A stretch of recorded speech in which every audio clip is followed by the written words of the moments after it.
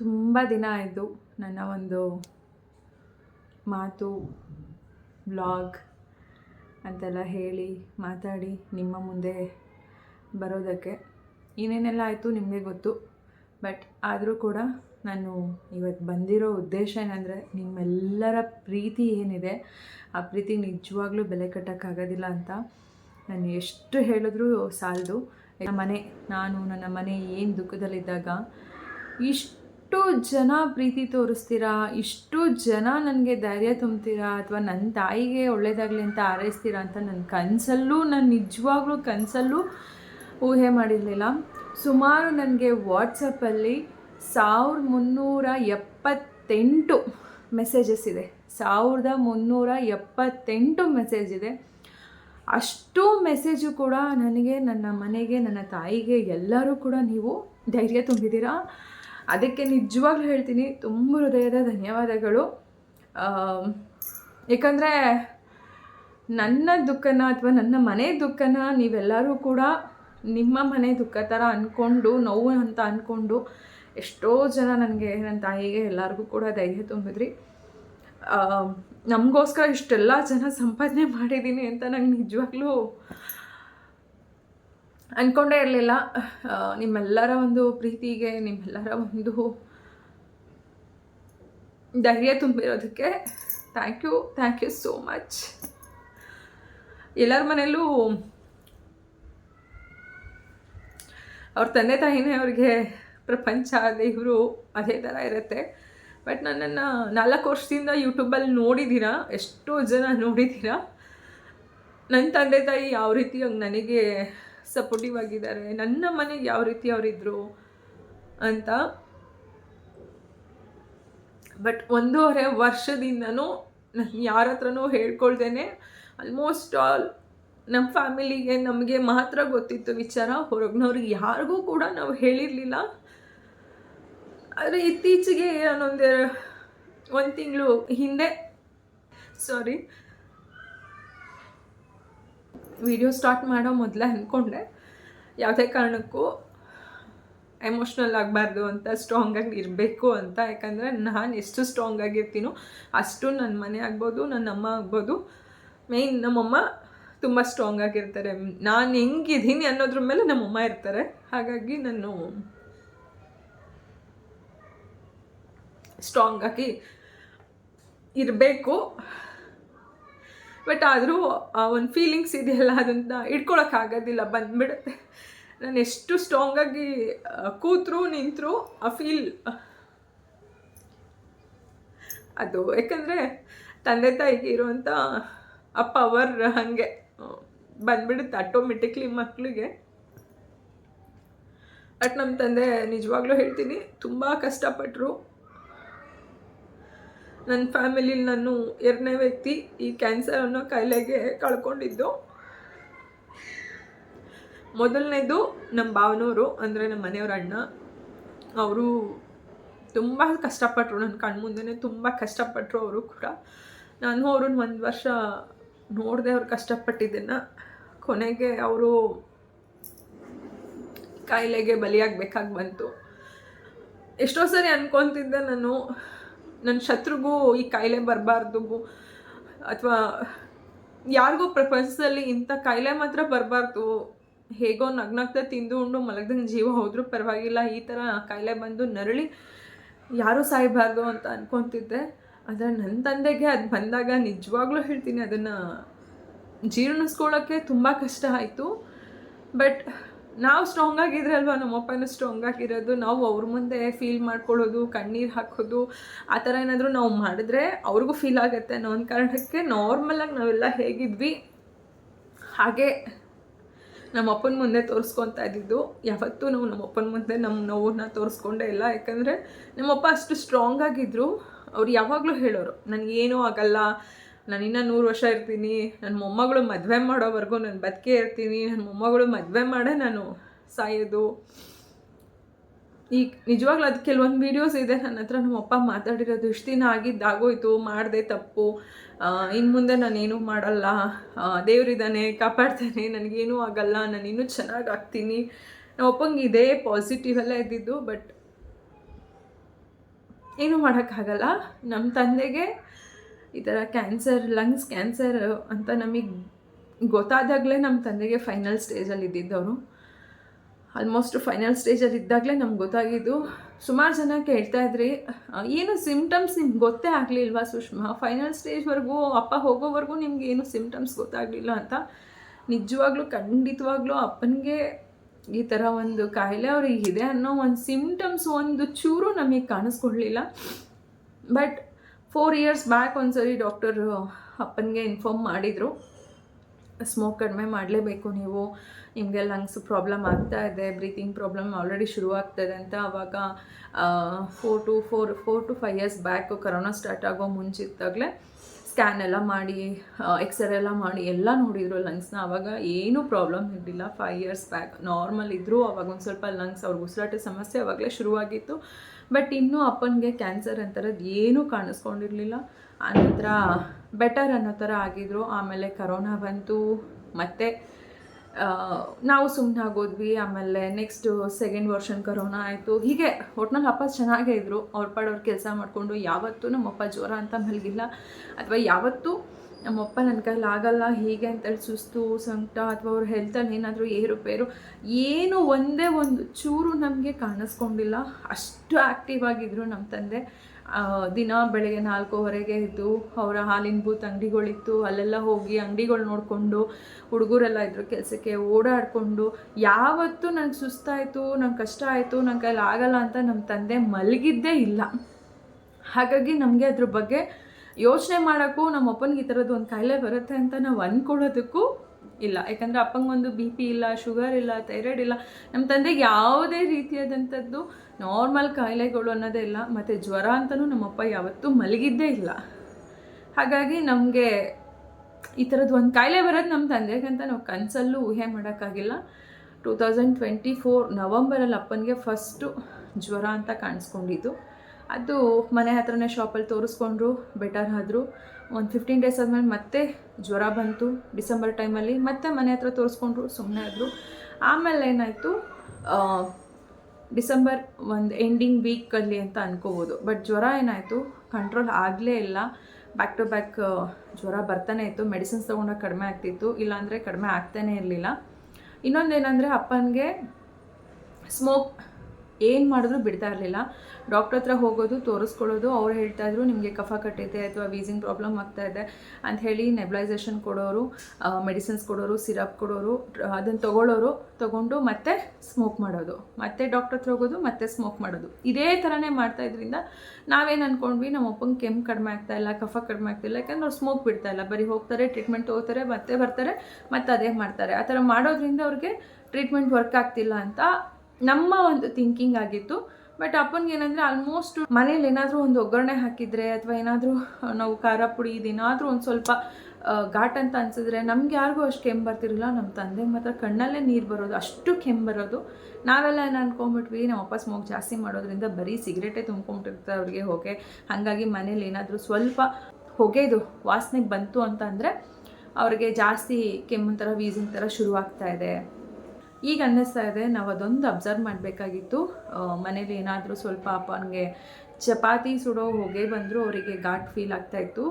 ಮನೆಯಿಂದ ಆಚೆ ಹೋಗ್ಬಿಡೋರು, ಏನಮ್ಮ ಮನೆ ತುಂಬ ಹೊಗೆ ಮಾಡಿಬಿಟ್ಟಿದ್ದೀರಾ ಅಂತ. ಮತ್ತು ಧೂಪದ ಹೊಗೆನೂ ಕೂಡ ಅಪ್ಪನಿಗೆ ಹಾಕ್ತಾ ಇರಲಿಲ್ಲ. ಹಾಗಾಗಿ ಅಪ್ಪ ಸ್ವಲ್ಪ ಇಂಥದ್ರಿಂದ ದೂರ ಇರೋರು. ನಾವು ಹಾಗಾಗಿ ಅದನ್ನಷ್ಟು ಅಬ್ಸರ್ವ್ ಮಾಡಿಲ್ಲ. ಬಟ್ 2024 ಎಂಡಿಂಗಲ್ಲಿ ನಮಗೆ ಅಪ್ಪಂಗೆ ಜ್ವರ ಬಿಡ್ತಾ ಇಲ್ಲ, ಬ್ಯಾಕ್ ಟು ಬ್ಯಾಕ್ ಜ್ವರ ಬರ್ತಾನೆ ಇದೆ. ಹಾಸ್ಪಿಟ್ಲಿಗೆ ಹೋಗಿ ತೋರಿಸ್ಕೊಂಬಂದ್ರು, ಕಡಿಮೆ ಆಗ್ತಾನೆ ಇಲ್ಲ ಅಂತ.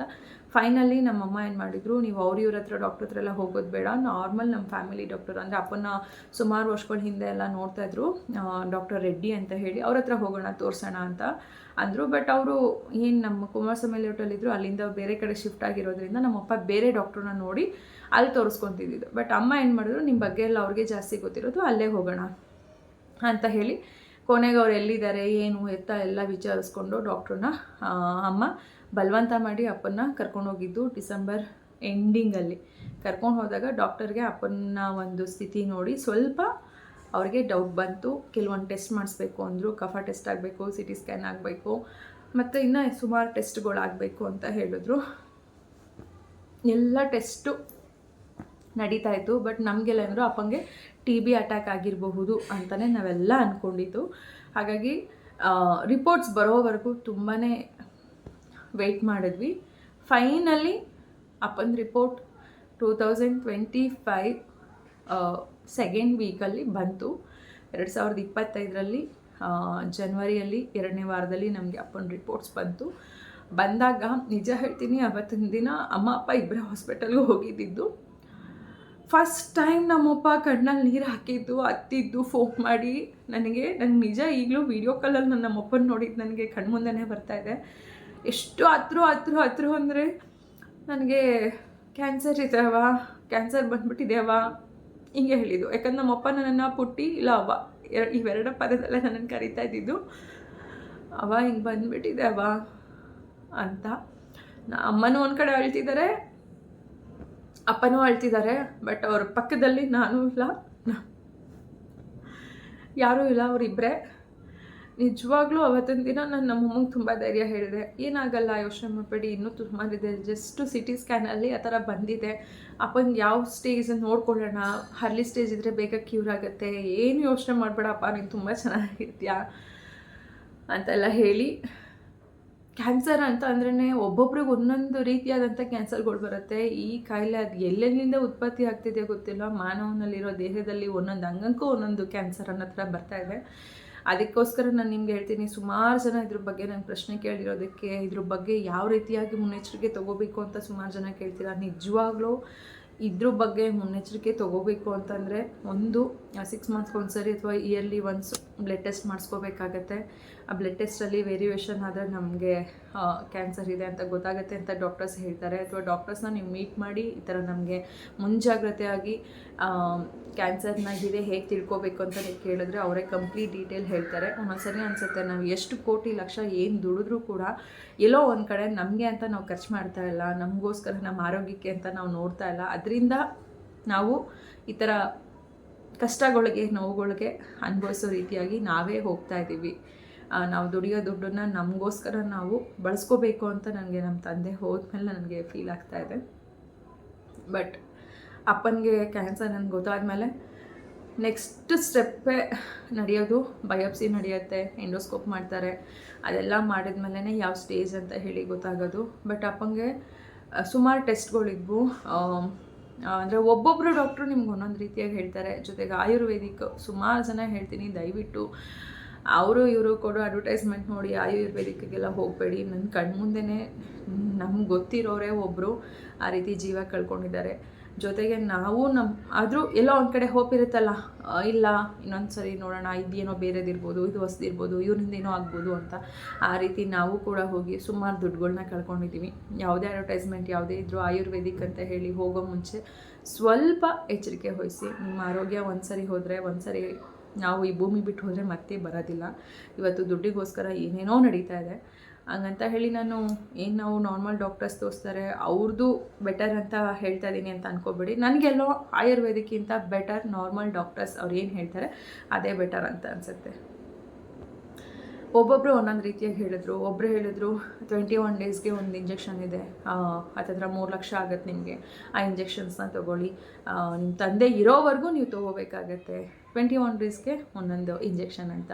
ನನಗೇನೆಂದರೆ ಈ ಕಾಯಿಲೆ ಬಗ್ಗೆ ಆಲ್ರೆಡಿ ನಮ್ಮ ಮನೆಯಲ್ಲಿ ನಮ್ಮ ಮನೆಯವ್ರಿಗೆ ಎಕ್ಸ್ಪೀರಿಯನ್ಸ್ ಇರೋದ್ರಿಂದ ಒಬ್ಬರಲ್ಲ ಇಬ್ಬರಲ್ಲ ಮೂರಲ್ಲ ಅಂತ ಹೇಳಿ ನಾವು ರಿಪೋರ್ಟ್ಸ್ನ ತೊಗೊಂಡು ನಮ್ಮ ತಂದೆದು ಎಷ್ಟು ಡಾಕ್ಟರ್ಸ್ ಇದ್ರ ಬಗ್ಗೆ ಬೆಟರ್ ಬೆಸ್ಟ್ ಅಂತಿದ್ದಾರೋ ಅವ್ರ ಹತ್ರ ಎಲ್ಲ ಓಡಾಡಿದ್ದೀವಿ. ಕೇಳಿದವ್ರು ಯಾರ್ಯಾರು ಹೇಳ್ತಾರೆ ಈ ಡಾಕ್ಟರ್ ಹತ್ರ ಹೋಗಿ, ಆ ಡಾಕ್ಟರ್ ಹತ್ರ ಹೋಗಿ, ಎಲ್ಲರ ಹತ್ರ ಹೋಗಿದ್ದೀವಿ. ಅದರಲ್ಲಿ ನಾನು ಧನು ಆಂಟಿ ಅಂದರೆ ಏನು ಸ್ಯಾರಿ ವ್ಯಾಪಾರ ಮಾಡ್ತಾರೆ ನೋಡಿ, ಆ ಆಂಟಿಯವರು ನನಗೊಬ್ಬರು ಡಾಕ್ಟ್ರನ್ನ ಹೇಳ್ತಾರೆ, CN ಪಾಟೀಲ್ ಅಂತ ಹ್ಯಾಸ್ಟರ್ ಹಾಸ್ಪಿಟಲಲ್ಲಿ ಅವರು ವರ್ಕ್ ಮಾಡೋದು. ಅವ್ರ ಹತ್ರ ಒಂದು ಸರಿ ತೋರಿಸು ಅಂತ. ನಾನು ನಿಜವಾಗ್ಲೂ ಹೇಳ್ತೀನಿ, ಇವತ್ತು ನಾನು ಹೇಳ್ತಾ ಇದ್ದೀನಿ, ಅವ್ರೇನು ಹೇಳಿದ್ರು ಅದೇ ನಮ್ಮ ತಂದೆದಲ್ಲಿ ನಡೆದಿದ್ದು.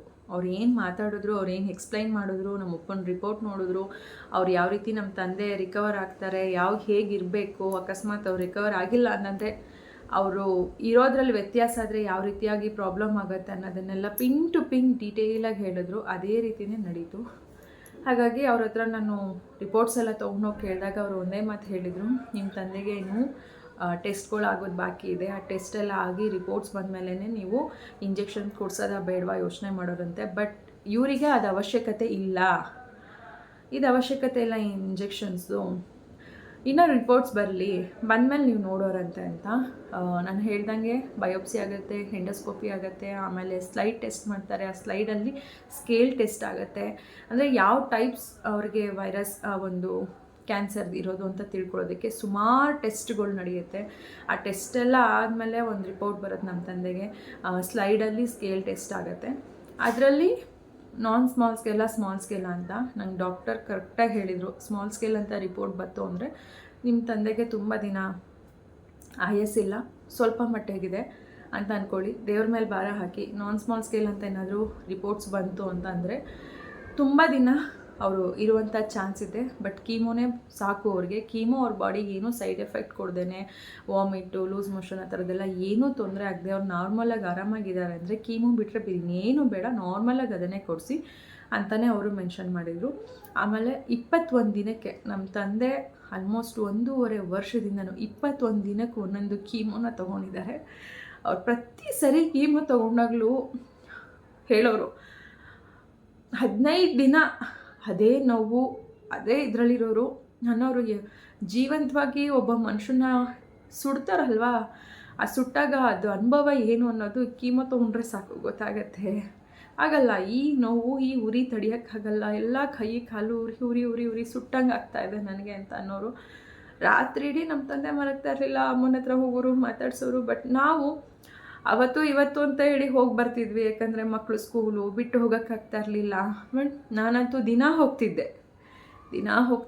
ನನ್ನ ಅಪ್ಪಂಗೆ ಏನು ಬೇಕು ಏನು ಬೇಡ ಅವ್ರು ಕೇಳೋದು ಎಲ್ಲ ಮಾಡಿಕೊಡ್ತಿದ್ದೆ. ಅವ್ರ ಜೊತೆ ಖುದ್ದು ಮಾತಾಡ್ಕೊಂಬರ್ತಿದ್ದೆ. ನಾನು ಒಂದಿನ ಏನಾದರೂ ಕೆಲಸ ಅಂತ ಹೇಳಿ ಹೋಗಿಲ್ಲ, ಫೋನ್ ಮಾಡಿಲ್ಲ ಅಂದರೆ ಅಪ್ಪ ಫೋನ್ ಮಾಡೋರು. ನಮ್ಮ ಪುಣ್ಯಕ್ಕೆ ನಮ್ಮ ತಂದೆಗೆ ನಾನ್ ಸ್ಮಾಲ್ ಸ್ಕೇಲ್ ಅಂತಲೇ ರಿಪೋರ್ಟ್ಸ್ ಬಂತು.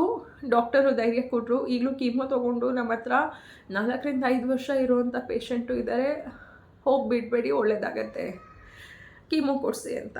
ಅಪ್ಪ ಕೀಮೋನೇ ತೊಗೋತಾಯಿದ್ರು, ಬೆಟರಾಗಿದ್ದರು, ಚೆನ್ನಾಗಿದ್ದರು. ಬಟ್ ಎಲ್ಲೋ ಒಂದು ಕಡೆ ನಮ್ಮ ತಂದೆ ಮಾಡಿದ ತಪ್ಪು ಯಾವುದು ಅಂದರೆ ಅವ್ರು ಬೆಟರಾಗಿ ಒಂದು ಸ್ವಲ್ಪ ಚೇತರಿಸ್ಕೊಂಡ್ರು, ಜ್ವರ ಎಲ್ಲ ಬರೋದು ಆ ಥರದ್ದೆಲ್ಲ ಏನೂ ಪ್ರಾಬ್ಲಮ್ ಆಗ್ತಿರ್ಲಿಲ್ಲ. ತುಂಬ ವೆಯ್ಟ್ ಲಾಸ್ ಸ್ಟಾರ್ಟಿಂಗ್ ಆಗಿದ್ರು. ಆನಂತರ ಅವರು ವೆಯ್ಟು ಕೂಡ ಗೇನ್ ಆಯ್ತಾ ಬಂತು, ಹೆಚ್ಚಾಯ್ತಾ ಬಂತು. ಒಂಥರ ಬೆಟರ್, ಅವ್ರ ಬಾಡಿನೂ ಕೂಡ ರಿಕವರ್ ಆಯ್ತಾ ಬಂತು. ಎಲ್ಲೋ ಅವರು ನನಗೆ ಕಾಯಿಲೆಯಿಂದ ಫುಲ್ಲು ರಿಕವರ್ ಆಗೋಗ್ತಾ ಇದ್ದೀನಿ, ಇನ್ನೇನಿಲ್ಲ ಅಂತ ಅಂದ್ಕೊಂಡು ಅವ್ರು ಮತ್ತೆ ಸ್ಮೋಕ್ ಮಾಡೋಕ್ಕೆ ಶುರು ಮಾಡಿಬಿಟ್ರು. ಟ್ರೀಟ್ಮೆಂಟ್ ನಡೀತಾಯಿದ್ರು. ಮತ್ತು ಅವರು ಒಂದು 6 ತಿಂಗಳು ನಮ್ಮಪ್ಪ ಅಷ್ಟೇ ಸ್ಮೋಕ್ ಬಿಟ್ಟಿದ್ದು ಅಂದರೆ ಮತ್ತೆ ಸ್ಮೋಕ್ ಮಾಡೋಕ್ಕೆ ಶುರು ಮಾಡಿದ್ರು. ಅದನ್ನು ಫಸ್ಟು ಐಡೆಂಟಿಫೈ ಮಾಡಿದ್ದೆ ನಾನು, ನಮ್ಮಪ್ಪ ಸ್ಮೋಕ್ ಮಾಡ್ತಿದ್ದಾರೆ ಅಂತ. ಅದನ್ನು ಕೇಳಿದ್ದು ನಾನು. ಕೇಳಿದಾಗ ನನಗೂ ಅಪ್ಪನಿಗೂ ಜಗಳನೇ ಆಯಿತು.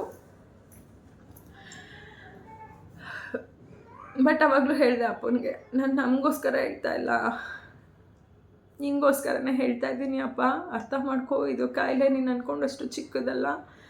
ಡಾಕ್ಟರ್ಸ್ ಹೇಳ್ತಾರೆ ನಿಮಗೆ ಏನಂತ, ಏನೂ ಆಗಲ್ಲ, ನೀವು ರಿಕವರ್ ಆಗ್ತಾ ಇದ್ದೀರಾ, ಬೇಗ ಗುಣ ಆಗ್ತೀರಾ ಅಂತೆಲ್ಲ ಹೇಳ್ತಾರೆ. ಯಾಕಂದರೆ ನೀವು ಕುಗ್ಗಬಾರ್ದು ಅನ್ನೋದಕ್ಕೆ ಡಾಕ್ಟರ್ಸ್ ನಿಮಗೆ ಒಂದು ಎನ್ಕರೇಜ್ ಮಾಡ್ತಾರೆ. ನೀವು ಅದನ್ನು ತಪ್ಪಾಗಿ ತಿಳ್ಕೊಂಡು ಈ ಕಾಯಿಲೆಯಿಂದನೇ ನಾನು ಮುಕ್ತಿ ಆಗೋಗ್ಬಿಟ್ಟಿದ್ದೀನಿ, ನನಗಿನ್ನೇನು ಇಲ್ಲ, ನಾನು ತುಂಬ ಚೆನ್ನಾಗಾಗ್ತಾ ಇದ್ದೀನಿ ಅಂತ. ಮತ್ತೆ ನೀವು ಅದೇ ಕೆಲಸ ಮಾಡಿದ್ರೆ ನಿಜವಾಗ್ಲೂ ನಿಮ್ಮನ್ನು ಉಳಿಸ್ಕೊಳ್ಳೋದು ಕಷ್ಟ ಅಂತ ನಮ್ಮ ತಂದೆಗೆ ಹೇಳ್ಕೊಂಡೇ ಬಂದೆ. ಬಟ್ ಆದರೂ ಎಲ್ಲೋ ಒಂದು ಕಡೆ ಅವರು ನಾವು ಹೇಳೋ ಮಾತನ್ನು ತಲೆಗೆ ಹಾಕ್ಕೊಳ್ಳಿಲ್ಲ. ಅಮ್ಮ ಅಂತೂ ಎಷ್ಟು ಕಣ್ಣೀರು ಹಾಕ್ಬಿಟ್ಟಿದ್ದಾರೆ ಅವರು. ನಮ್ಮಪ್ಪ ಈ ಕಾಯಿಲೆನ ಸೀರಿಯಸ್ಸಾಗಿ ತೊಗೊಳ್ಳಿಲ್ಲ ಅವರು. ಬಟ್ ಇದ್ದಿದ್ರು ಒಂದು 3-4 ವರ್ಷ ನಮ್ಮ ತಂದೆ ನಾನು ಉಳಿಸ್ಕೋಬೋದಾಗಿತ್ತು. ಎಲ್ಲ ಒಂದು ಕಡೆ ಅದೊಂದು ತಪ್ಪು ಮಾಡಿಬಿಟ್ರು ನಮ್ಮಪ್ಪ. ಮತ್ತೆ ಆ ನಂತರ ಆಲ್ಮೋಸ್ಟ್ 1 ವರ್ಷ ಅವರು ಬೆಟರ್ ಅನ್ನೋ ಥರನೇ ಇದ್ದರು. ಎಲ್ಲೂ ಕೂಡ ನಮ್ಮಪ್ಪನ ನೋಡಿದವ್ರು ಯಾರು ಕೂಡ ಕ್ಯಾನ್ಸರ್ ಪೇಷಂಟ್ ಅಂತಲೇ ಇರಲಿಲ್ಲ. ಅದು ಫೈನಲ್ ಸ್ಟೇಜಲ್ಲಿ ಇದ್ದಾರೆ ಇವರು ಅಂತ ಎಲ್ಲರೂ ನೋಡಿದವರೆಲ್ಲರೂ ಶಾಕ್ ಆಗೋರು. ನಮ್ಮಪ್ಪ ಅಷ್ಟು ಚೆನ್ನಾಗಿ ರಿಕವರ್ ಆಗಿದ್ದರು. ಗೌರಿ ಹಬ್ಬದಲ್ಲೂ ನೀವು ನೋಡ್ಬೋದು, ನಂಗೆ ಅಮ್ಮ ಮನೇಲಿ ನನಗೆ ಮಡ್ಲಕ್ಕಿ ಕೊಟ್ಟಾಗ ನಾನೆಲ್ಲ ವೀಡಿಯೋ ಫೋಟೋಸು ಕೂಡ ಆ್ಯಡ್ ಮಾಡಿದ್ದೆ. ಆಗಲೂ ನಮ್ಮಪ್ಪ ನೋಡಿದ್ರೆ ಯಾರೂ ಕ್ಯಾನ್ಸರ್ ಅಂತ ಅಂದ್ಕೊಂಡೇ ಇರಲಿಲ್ಲ, ಅಷ್ಟು ಚೆನ್ನಾಗಿ ರಿಕವರ್ ಆಗಿದ್ದರು. ಬಟ್ ಎಲ್ಲೋ ಈ ಜನವರಿಯಿಂದ ಅಪ್ಪನ ಆರೋಗ್ಯ ಜಾಸ್ತಿ ಹದಗೆಡ್ತಾ ಬಂತು. 2026 ಮತ್ತು ಜನವರಿಯಿಂದ ಮತ್ತೆ ಅವರ ಆರೋಗ್ಯ ತುಂಬ ಹದಗೆಡ್ತಾ ಬಂತು. ಕೊನೆಗೆ ಅವರು ವಿತೌಟ್ ಆಕ್ಸಿಜನ್ ಇರೋಕ್ಕಾಗಲಿಲ್ಲ. ನಾವು ಮನೇಲಿದ್ದರೂ ಅಪ್ಪನಿಗೆ ಆಕ್ಸಿಜನ್ ಮಿಷಿನ್ನೇ ಇಟ್ಕೊಂಡಿದ್ದು. ಅಪ್ಪ ಹಾಲಿಗೆ ಬಂದರೆ ಅಲ್ಲೊಂದು ಮಿಷಿನ್ ಇಟ್ಟಿದ್ರು, ರೂಮಲ್ಲಿದ್ದರೆ ರೂಮಲ್ಲಿ ಒಂದಿರಲಿ ಅಂತ. ಜೊತೆಗೆ ಅವ್ರಿಗೆ ಉಸಿರಾಡೋಕ್ಕೂ ಕಷ್ಟ ಆಗ್ತಿತ್ತು. ಬಲವಂತದಿಂದ ಒಂದು ಮಷಿನ್, ಅದೇ ಮಷಿನ್ ಇರುತ್ತೆ, ಬಲವಂತಿಯಿಂದ ಉಸಿರನ್ನ ಹೊರಗೆ ಹಾಕೋದು, ಒಳಗೆ ಇಳಿಯೋದು ಮಾಡೋದು ಅದೇ ಮಾಡುತ್ತೆ. ಆ ಥರದ್ದು ಮಿಷಿನ್ ಕೊಟ್ಟರು ಡಾಕ್ಟರು. ಎಲ್ಲಾದರೂ ನಾವು ಇವಾಗ ಹೊರಗಡೆ ಹೋಗಬೇಕು ಅಂದರೂ ಕಾರಲ್ಲಿ ನಾವು ಅಪ್ಪನಿಗೆ ಆಕ್ಸಿಜನ್ ಸಿಲಿಂಡರ್ ಇಟ್ಕೊಂಡೇ ಮೂಗಿಗೆ ಆಕ್ಸಿಜನ್ ಪೈಪ್ ಹಾಕ್ಸ್ಕೊಂಡೇ ಕರ್ಕೊಂಡು ಹೋಗ್ತಾ ಇದ್ದಿದ್ದು. ಅಷ್ಟು ಒಂಥರ ವಿತೌಟ್ ಆಕ್ಸಿಜನ್ ನಮ್ಮ ತಂದೆ ಇರೋಕ್ಕಾಗಲ್ಲ ಅನ್ನೋ ಥರ ಜಾನ್ವರಿಯಿಂದ ಅಪ್ಪನ ಆರೋಗ್ಯ ಹದಗೆಡ್ತಾ ಬಂತು. ಬಟ್ ಬರ್ತಾ ಬರ್ತಾ ವೀಕ್ ಆಗ್ತಾ ಹೋದರು. ನಾನು ಅದನ್ನು ಹೆಂಗೆ ಹೇಳಬೇಕು, ಹೆಂಗೆ ಮಾತಾಡಬೇಕು ನಂಗೆ ಗೊತ್ತಾಗ್ತಿಲ್ಲ. ಆದರೆ ನಮ್ಮ ತಂದೆ ಜೀವ ಹೋಗೋವರೆಗೂ ಕೂಡ ಅವರು ಊಟ ಮಾಡಿಕೊಂಡು, ತಿಂಡಿ ತಿಂದ್ಕೊಂಡು, ಕೂತು ಮಾತಾಡಿಕೊಂಡೇ ಹೋಗಿದ್ದು. ಯಾವತ್ತೂ ಒಂದಿನ ಬೆಡ್ ಮೇಲೆ ಮಲಗಿದ್ದಿಲ್ಲ. ನಾನೊಂದು ವಿಡಿಯೋ ಹಾಕಿದ್ದೆ, ನಂಗೆ ಇವತ್ತಿಗೂ ಆ ಗಿಲ್ಟ್ ಕಾಣಿಸ್ತಾ ಇದೆ, ಫೀಲ್ ಆಗ್ತಿದೆ. ನಾನು ಯಾಕೆ ಆ ಬ್ಲಾಗಲ್ಲಿ ಈ ಥರ ಮೆನ್ಷನ್ ಮಾಡಿದೆ, ಲಾಸ್ಟ್ ಬ್ಲಾಗ್ ಅಪ್ಪ ಅಂತ ಹಾಕಿದ್ದೆ. ಇನ್ನು ಮುಂದೆ ನಾನು ನಮ್ಮಪ್ಪನ ಬ್ಲಾಗಲ್ಲಿ ತೋರಿಸೋದಿಲ್ಲ ಅಂತಲೂ ಮೆನ್ಷನ್ ಮಾಡಿದ್ದೆ. ಸುಮಾರು ಜನ ನನಗೆ ಅದಕ್ಕೆ ಕಮೆಂಟ್ ಮಾಡಿದ್ರಿ, ಅಪ್ಪ ಇರೋವರೆಗಾದರೂ ನೀವು ವಿಡಿಯೋ ಮಾಡಿ ಸುಷ್ಮಾ, ನಾವು ನೋಡ್ತೀವಿ, ನಮಗೆ ನಿಮ್ಮ ತಂದೆ ನೋಡಿದ್ರೆ ನಮ್ಮ ತಂದೆ ನೋಡ್ದಂಗೆ ಫೀಲ್ ಆಗತ್ತೆ ಅಂತೆಲ್ಲ ಸುಮಾರು ಜನ ನನಗೆ ಮೆಸೇಜ್ ಮಾಡಿದ್ರಿ. ನನಗೆ ಇವತ್ತಿಗೂ ಅನಿಸುತ್ತೆ, ಸೋಮವಾರ 18ನೇ ತಾರೀಕು ಮೇ 18 ನಾನು ಆ ವಿಡಿಯೋ ಅಪ್ಲೋಡ್ ಮಾಡಿದ್ದು. ಅದು ಶುಕ್ರವಾರ ಮಾಡಿದ್ದೆ ನಾನು ವಿಡಿಯೋನ, 18ನೇ ತಾರೀಕು ಅಪ್ಲೋಡ್ ಮಾಡಿದ್ದು. ಇದು ಲಾಸ್ಟ್ ಬ್ಲಾಗ್ ನಮ್ಮ ತಂದೆ ಜೊತೆ ಅಂತ. 19ನೇ ತಾರೀಕೆ ನಮ್ಮಪ್ಪ ನಮ್ಮನ್ನು ಬಿಟ್ಟು ಹೊರಟೋದ್ರು. ನಂಗೆ ಗೊತ್ತಾಗ್ತಿಲ್ಲ ಯಾಕೆ ಇವತ್ತಿಗೂ ನಾನು ಲಾಸ್ಟ್ ವ್ಲಾಗ್ ನಮ್ಮಪ್ಪ ಜೊತೆ ಅಂತ ಅದನ್ನು ಮೆನ್ಷನ್ ಮಾಡಿದೆ, ಹೇಳಿದೆ. ಯಾಕೆ ಅದನ್ನು ಹಾಕಿದೆ, ಯಾಕೆ ಹೇಳಿದೆ ನಾನು ಆ ಥರ ಯಾಕೆ ಹಾಕಿದೆ ಅಂತ ನನಗೆ ಅರ್ಥ ಆಗ್ತಾ ಇಲ್ಲ. ಬಟ್ ಒಂದೇ ಒಂದು ದಿನವೂ ನಮ್ಮಪ್ಪ ಊಟ ಬಿಟ್ಟಿಲ್ಲ, ಅಥವಾ ಅವ್ರು ಮಲಗಿಲ್ಲ. ಹಾಸ್ಪಿಟಲಲ್ಲಿದ್ದರೂ ಕೂಡ ಓಡಾಡ್ಕೊಂಡೇ ಇರೋರು. ಅವ್ರು ನಮ್ಮನ್ನೆಲ್ಲ ಬಿಟ್ಟು ಹೋಗೋ ದಿನವೂ ಕೂಡ ಎದ್ದೋಗಿ ಅವರೇ ವಾಶ್ರೂಮ್ಗೆ ಹೋಗಿ ಎಲ್ಲ ಮಾಡಿಕೊಂಡು ಬಂದು ಮಾತಾಡ್ಕೊಂಡು ಕೂತಿದ್ದೇನೆ. ಊಟ ಮಾಡಿ ತಿಂಡಿ ತಿನ್ಕೊಂಡು ಕೂತಿದ್ದಂಗೆ ಚೆನ್ನಾಗಿದ್ದಂಗೆ ಅವರು ಹೋಗಿದ್ದು. ನಂಗೆ ಇವತ್ತಿಗೂ ಇಷ್ಟು ವರ್ಷದ ನನ್ನ ಲೈಫ್ ಜರ್ನಿಯಲ್ಲಿ ನಮ್ಮ ಅಜ್ಜಿ ತಾತ ಎಲ್ಲರೂ ನಮ್ಮನ್ನು ಬಿಟ್ಟು ಹೋಗಿದ್ದಾರೆ. ಬಟ್ ಯಾರ ಜೀವ ಹೋಗಿದ್ದು ನಾನು ನೋಡಿಲ್ಲ. ನನ್ನ ಕಣ್ಣಲ್ಲಿ ಅದನ್ನು ನೋಡೇ ಇಲ್ಲ. ನನಗೆ ಎಕ್ಸ್ಪೀರಿಯನ್ಸೇ ಫೀಲ್ ಆಗಿಲ್ಲ. ಬಟ್ ಫಸ್ಟು ನನ್ನ ಲೈಫಲ್ಲಿ ಇಷ್ಟು ವರ್ಷದಲ್ಲಿ ಫಸ್ಟ್ ಟೈಮ್ ನನ್ನ ತಂದೆ ಜೀವ ನನ್ನ ಕಣ್ಣು ಮುಂದೆ ಹೋಗಿದ್ದು ನಾನು ನೋಡಿದ್ದು. ಆವತ್ತು ನಾನು, ನಮ್ಮಮ್ಮ, ನಮ್ಮಪ್ಪ, ಇದೇ ನನ್ನ ಪ್ರಪಂಚ ಅನ್ನೋ ಥರನೇ ನಾವು 3 ಜನ ಇದ್ದಿದ್ದು.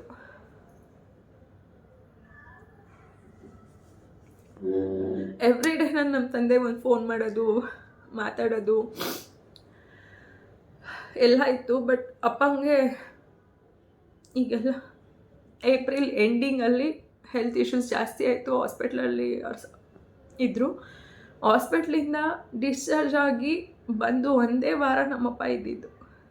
ಹಾಸ್ಪಿಟ್ಲಲ್ಲೇ 15-20 ದಿನ, ಆಲ್ಮೋಸ್ಟ್ ಒಂದು 20 ದಿನ ಹಾಸ್ಪಿಟ್ಲಲ್ಲೇ ಅಪ್ಪ ಸೇರ್ಕೊಬಿಟ್ಟಿದ್ರು. ಹಾಸ್ಪಿಟ್ಲಿಂದ ಡಿಸ್ಚಾರ್ಜ್ ಆಗಿ ಬಂದು ಒಂದೇ ವಾರ, ಲಾಸ್ಟು ಬುಧವಾರ ಅಪ್ಪನ ಕರ್ಕೊಂಬಂದ್ವಿ ಅಂದರೆ ಈ ಮಂಗಳವಾರ ಅಪ್ಪ ನಮ್ಮನ್ನು ಬಿಟ್ಟು ಹೋಗಿದ್ದು. ಚೆನ್ನಾಗಿದ್ರು. ಅಂದರೆ ಹಾಸ್ಪಿಟಲಲ್ಲಿ ಇದ್ದಾಗಲೇ ಅಪ್ಪನಿಗೆ ವಾಯ್ಸ್ ಸ್ವಲ್ಪ ಕಡಿಮೆ ಆಯಿತು. ಅವ್ರು ಮಾತಾಡೋದು ಅಷ್ಟು ನಮಗೆ ಕ್ಲಾರಿಟಿ ಕೊಡ್ತಾ ಇರಲಿಲ್ಲ, ಕೇಳಿಸ್ತಾ ಇರಲಿಲ್ಲ. ಅದು ಏನು ಫೋನಲ್ಲಿ ಮಾತಾಡೋಕೆ ಅಪ್ಪಂಗೆ ಆಗ್ತಾ ಇರಲಿಲ್ಲ. ಅವ್ರ ಎದುರುಗಡೆನೇ ಇದ್ದು ಕೂತು ನಾವು ಮಾತಾಡಿ ಕೇಳಿಸ್ಕೊಂಡ್ರೆ ಮಾತ್ರ ನಮ್ಮ ಅಪ್ಪಂದು ವಾಯ್ಸ್ ನಮಗೆ ಕೇಳಿಸೋದು. ಹಾಗಾಗಿ ಮಂಗಳವಾರ ನಿಜವಾಗ್ಲೂ ನಮ್ಮಪ್ಪ, ನಾನು ಹೇಳ್ತೀನಲ್ಲ, ನಾನು ಒಂದಿನ ಫೋನ್ ಮಾಡಿಲ್ಲ ಅಂದರೂ ನಮ್ಮಪ್ಪ ಅಮ್ಮನ ಕೈಲಿ ಫೋನ್ ಮಾಡಿಸೋರು. ಮಗಳು ಫೋನ್ ಮಾಡಿಲ್ಲ, ಇವತ್ತು ಬಂದಿಲ್ಲ, ಕೇಳು ಏನು ಮಾಡ್ತಿದ್ದಾಳೆ ಹೆಂಗೆ ಅಂತ. ನನ್ನ ಕೆಲಸ ಜಾಸ್ತಿ ಇತ್ತು ಅಂತ ಹೇಳಿ ಹೋಗೋಕ್ಕಾಗಿಲ್ಲ ಸೋಮವಾರ. ಬಟ್ ನಂಗೆ 18ನೇ ತಾರೀಕು ಕೆಲಸ ಇರೋದ್ರಿಂದ ಹೋಗೋಕ್ಕಾಗಿಲ್ಲ. ನಾನು 17ನೇ ತಾರೀಕು ಹೋಗಿ ಬಂದಿದ್ದೆ. 18ನೇ ತಾರೀಕು ಸೋಮವಾರ ಹೋಗೋಕ್ಕಾಗಿರಲಿಲ್ಲ. ಅಪ್ಪ ಮಂಗಳವಾರ ಬೆಳಗ್ಗೆ ಕೇಳಿದ್ದಕ್ಕೆ ಸರಿ ನಾನು ಸರಿ ನೋಡ್ಕೊಂಡು ಬಂದುಬಿಡೋಣ, ಆಮೇಲೆ ಏನೋ ನನ್ನ ಕೆಲಸ ನೋಡ್ಕೊಂಡ್ರಾಯ್ತು ಅಂತ ಹೋದೆ. ಅಪ್ಪನ ನೋಡೋಕ್ಕೆ ಅಂತ ನಾನು ಹೋಗಿದ್ದು. ಹೋದಾಗ ಒಂಥರ ಹೆಂಗೆ ಅಂದರೆ ನಮ್ಮ ಅಪ್ಪನ ನೋಡೋ ಒಂಥರ ಮಗು ಫೀಲ್ ಆಗೋಯ್ತು ನನಗೆ. ನಿಜವಾಗ್ಲೂ ಒಂದು ಎಳೆ ಮಗು ನೋಡಿದಾಗ ನಮ್ಮ ಅಪ್ಪನ ನಂಗೆ ಫೀಲ್ ಆಯಿತು. ಆವಾಗಲೇ ಅವ್ರ ಬಾಯಲ್ಲಿ ಸ್ವಲ್ಪ ಬ್ಲಡ್ ಬರೋಕ್ಕೆ ಶುರುವಾಗಿತ್ತು.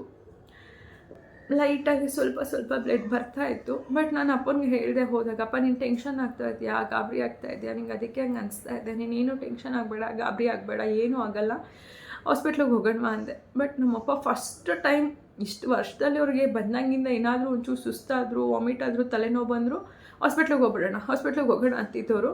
ಅವತ್ತಿನ ದಿನ ನಾನು ಅಂದೆ, ಅಪ್ಪ ಹಾಸ್ಪಿಟ್ಲಿಗೆ ಹೋಗೋಣ ಅಂದೆ. ಬೇಡವಾ, ಎಲ್ಲೂ ಬೇಡ, ನಾನು ಮನೇಲೇ ಇರ್ತೀನಿ ಅಂದರು.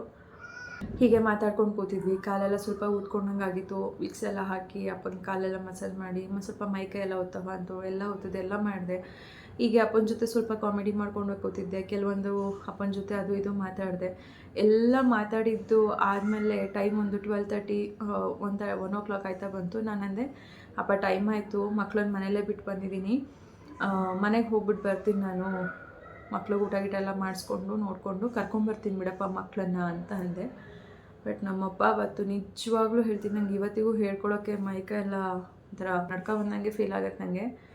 ಅವತ್ತು ನಾನು ಹೋಗಿ ಬರ್ಲಪ್ಪ ನಾನು ಅಂದಿದ್ದಕ್ಕೆ ನಮ್ಮಪ್ಪ, ಹೋಗಬೇಡವ್ವ, ನಾನು ಬಿಟ್ಟು ಹೋಗಬೇಡ ಇವತ್ತು ಅಂದರು. ಬಟ್ ಅವತ್ತಿನ ದಿನವೇ ಬೆಳಗ್ಗೆ ಅಮ್ಮನಿಗೆ ಹೇಳಿದಾರಪ್ಪ, ಇವತ್ತು ನಾನು ಎಲ್ಲೂ ಬಿಟ್ಟು ಹೋಗಬೇಡ, ನಂಗೆ ಭಯ ಆಗ್ತಾಯಿದೆ ಯಾಕೋ, ಈಗ ನೀನು ನನ್ನ ಜೊತೆನೇ ಇರಬೇಕು ಅಂತ ಅಮ್ಮನಿಗೂ ಹೇಳಿದ್ದಾರೆ. ಅಂದರೆ ಅಮ್ಮ ಮೇಲ್ಗಡೆ ಗಿಡಗಳೆಲ್ಲ ಟೆರೆಸಲ್ಲಿ ಹಾಕ್ಕೊಂಡಿದ್ರೆ ಹೋಗು ಕಿತ್ಕೊಬರ್ತೀನಿ ಅಂದರೆ ಅಲ್ಲೂ ಹೋಗ್ಬೇಡ, ನೀನು ಏನಕ್ಕೂ ಹೋಗ್ಬೇಡ, ನಾನು ಬಿಟ್ಟು ನನಗೆ ಇವತ್ತು ಭಯ ಆಗ್ತಾಯಿದೆ ಅಂತಲೇ ನಮ್ಮಪ್ಪ ಹೇಳಿದ್ದಾರೆ. ನಾನು ಹೋದಾಗಲೂ ಕೂಡ ನಾನು 12:30 1 ಗಂಟೆ ಆಯಿತು, ನಾನು ಮನೆಗೆ ಹೋಗಿ ಬರ್ತೀನಿ ಅಂದರು. ಬೇಡವಾ, ಹೋಗಬೇಡ, ನಾನು ಬಿಟ್ಟು ಇವತ್ತು ಎಲ್ಲೂ ಹೋಗಬೇಡ ನೀನು. ಯಾಕಪ್ಪ, ನೀನು ಸುಮ್ಮನೆ ಟೆನ್ಷನ್ ಆಗಬೇಡ, ಸ್ವಲ್ಪ ಹೊತ್ತು ನಿದ್ದೆ ಮಾಡು, ಸಮಾಧಾನ ತಗೋ, ಏನೂ ಆಗಲ್ಲ, ನಿಮಗೆ ಬಾಯಲ್ಲಿ ಬ್ಲಡ್ ಬರ್ತಾ ಇದೆಯಲ್ಲ ಅದಕ್ಕೆ ಟೆನ್ಷನ್ ಆಗ್ತಾ ಇದೆಯಾ, ಅದು ಬ್ಲಡ್ಡಲ್ಲಪ್ಪ, ಅಂದರೆ ಹುಗಳು ನಮ್ದು ಏನು ಎಂಜ್ಲಿದೆ ಆ ಎಂಜ್ಲಲ್ಲಿ ಬರ್ತಾ ಇರೋದು, ನಿಂಗೇನು ವಾಟರ್ ಥರ ಬ್ಲಡ್ಡೆಲ್ಲ ಏನೂ ಬರ್ತಾ ಇಲ್ಲ, ಕೆಮ್ಮಕ್ಕೆ ಹೋಗಬೇಡ, ಟೆನ್ಷನ್ ಮಾಡ್ಕೋಬೇಡ, ಏನೂ ಆಗಲ್ಲ, ಹಾಸ್ಪಿಟ್ಲಿಗೂ ಬರಲ್ಲ ಅಂತ ಹೇಳ್ತೀಯ, ಸ್ವಲ್ಪ ರಿಲ್ಯಾಕ್ಸ್ ಮಾಡು ಅಂತ.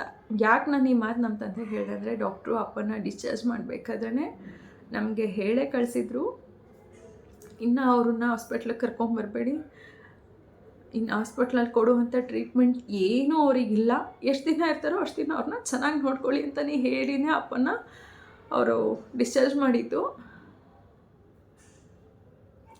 ಯಾಕಂದರೆ ಅಷ್ಟರಲ್ಲಿ ಆಲ್ರೆಡಿ ಅಪ್ಪನ ಬಾಡಿಯಲ್ಲಿ ಬೇರೆ ಕಡೆ ಎಲ್ಲ ಕಡೆ ಸ್ಪ್ರೆಡ್ ಆಗಿತ್ತು ಕ್ಯಾನ್ಸರ್ ಅನ್ನೋದು. ಜೊತೆಗೆ ಹಾರ್ಟಲ್ಲಿ ಕೂಡ ಅಪ್ಪನಿಗೆ ಬ್ಲಾಕೇಜ್ಗಳಾಗೋಗ್ಬಿಟ್ಟಿತ್ತು.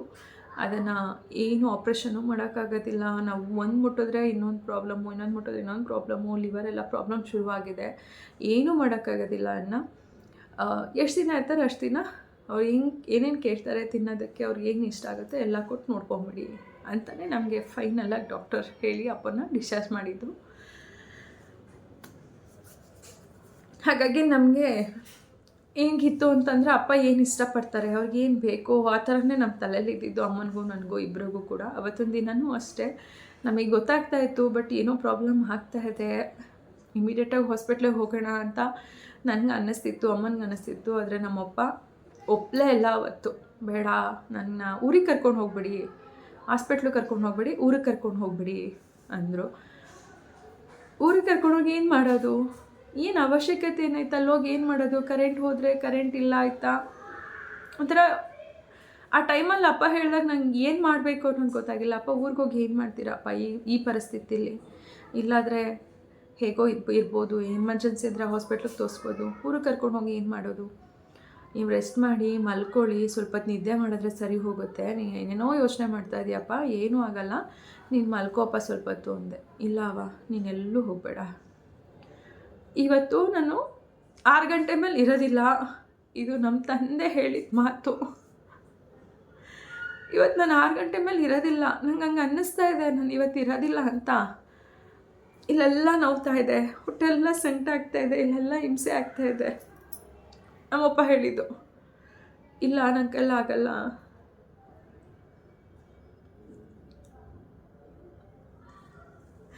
ಅದು ಹೇಗೆ ಹೇಳಿದ್ರು ಟೈಮಿಂಗ್ಸ್ ಎಲ್ಲ ನಂಗೆ ನಿಜವಾಗ್ಲೂ ಶಾಕ್ ಆಗುತ್ತೆ ಇವತ್ತಿಗೂ. ನಾನು ಅಂದೆ, ಅಪ್ಪ ನೀನು ತುಂಬ ಯೋಚನೆ ಮಾಡ್ಕೊತಾ ಇದೆಯಾ, ನಿಂಗೆ ಅದಕ್ಕೆ ಹಂಗೆ ಅನಿಸ್ತಾ ಇದೆ ನೋಡೋ, ದೇವ್ರ ಹತ್ರ ಬೇಡ್ಕೊ, ಭಗವಂತ ನನಗೆ ಉಳಿಸೋದಾದರೆ ನೋವು ಎಲ್ಲ ಏನು ಕೊಡ್ದಂಗೆ ನನ್ನನ್ನು ಉಳಿಸು, ನನ್ನ ಕೈ ನೋವು ತಡೆಯೋಕ್ಕಾಗ್ತಾಯಿಲ್ಲ.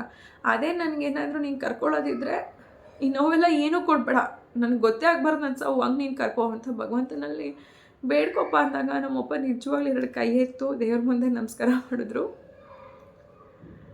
ಒಂಥರ ಎಲ್ಲ ಹೆಂಗೆ ಅಂದರೆ ಏನಾದರೂ ಹೇಳಿದ್ರೆ ಮೇ ಬಿ ಇದೊಂಥರ ವಿಚಿತ್ರ ಅನಿಸುತ್ತೆ, ನನಗೆ ಫೀಲ್ ಆಗ್ತಾ ಇದೆ. ಹೇಗೆ ನಮ್ಮಪ್ಪ ಟೈಮಿಂಗ್ಸ್ ಹೇಳಿದ್ರು, ನನ್ನನ್ನು ಯಾಕೆ ನಮ್ಮಪ್ಪ ಅವತ್ತು ಬಿಟ್ಕೊಡ್ಲಿಲ್ಲ, ಮನೆಗೆ ಬರೋಕ್ಕೂ ಬಿಟ್ಕೊಡ್ಲಿಲ್ಲ ಅವರು. ಅಷ್ಟರಲ್ಲಿ ಆಲ್ರೆಡಿ ಅಪ್ಪನಿಗೆ ಒಂದು ಸಿಮ್ಟಮ್ಸ್ ಅವ್ರಿಗೆ ಗೊತ್ತಾಗಿತ್ತು. ಒಂದು 2:30 ಅಷ್ಟರಲ್ಲಿ ಅಪ್ಪನಿಗೆ ಸ್ವಲ್ಪ ಜಾಸ್ತಿನೇ ಬಾಯಲ್ಲಿ ಬ್ಲಡ್ ಬರೋಕ್ಕೆ ಶುರು ಆಯಿತು. ನನಗೆ ಅವಾಗ ಕನ್ಫರ್ಮ್ ಆಗೋದೆ ಇನ್ನು ನಮ್ಮಪ್ಪ ಇರೋದಿಲ್ಲ ಅಂತ. ಬಟ್ ಅವತ್ತಿನ ದಿನ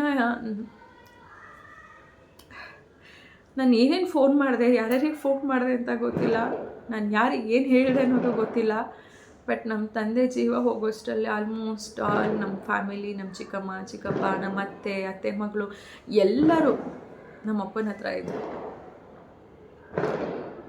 ಬಟ್ ಅಪ್ಪ ಕಡೆಯದಾಗಿ ನೋಡಿದ್ದೆ ಅಪ್ಪನ ತಂಗಿನ, ಲಾಸ್ಟ್ ನನ್ನನ್ನು, ಅಮ್ಮನ್ನ, ನನ್ನ ಮಕ್ಕಳನ್ನ, ಅವ್ರ ತಂಗಿನ ಲಾಸ್ಟ್ ಅಪ್ಪ ನೋಡಿದ್ದು. ಅನಂತರ ಉಸಿರಿದ್ರೂ ಕೂಡ ಕಣ್ಮುಚ್ಬಿಟ್ರು. ಅಪ್ಪ ಆ ಟೈಮಲ್ಲೂ ಊಟ ಮಾಡಿದರು. ಊಟ ಮಾಡಿ ಕೂತಲ್ಲೇ ಯಾವಾಗಲೂ ನಂಗೆ ನೆನೆಸ್ಕೊಂಡ್ರೆ ಇವತ್ತಿಗೂ ಮೈ ಜುಮ್ ಅನಿಸುತ್ತೆ. ಬಟ್ ಒಂದಿನೂ ನಮ್ಮ ತಂದೆ ಮಲಗಲಿಲ್ಲ, ಊಟ ಬಿಡಲಿಲ್ಲ, ಅಥವಾ ಸೇವೆ ಮಾಡಿಸ್ಕೊಳ್ಳಲಿಲ್ಲ ಯಾರ ಕೈಲೂ ಕೂಡ. ಬಟ್ ತುಂಬ ಹೋರಾಡಿದ್ರು, ಸ್ಟ್ರಾಂಗಾಗಿದ್ದರು.